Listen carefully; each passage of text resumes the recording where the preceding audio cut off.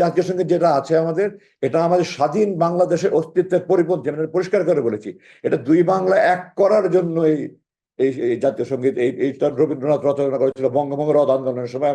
গড়ের মাঠে সে এটা প্রথম উপস্থাপন করে, কলকাতা গড়ের মাঠে।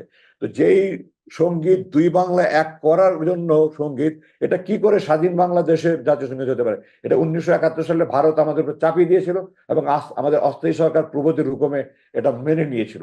এটা পরিবর্তন হওয়া দরকার। কোনটা হওয়া দরকার এটা নিয়ে সরকার কমিটি করুক। অনেক সুন্দর সুন্দর গান আছে আমাদের ধনদান পুষ্পবাহার একটা সুন্দর গান আছে, এমন দেশটি কোথাও খুঁজে পাবে না কারো। তারপরে খাঁটি সোনার চেয়ে খাটে আমার দেশের মাটি একটা আছে, প্রথম বাংলাদেশ আমার শেষ বাংলাদেশ একটা গান আছে। যে বাংলা যেটাই হোক, আমার কোনো আপত্তি নাই।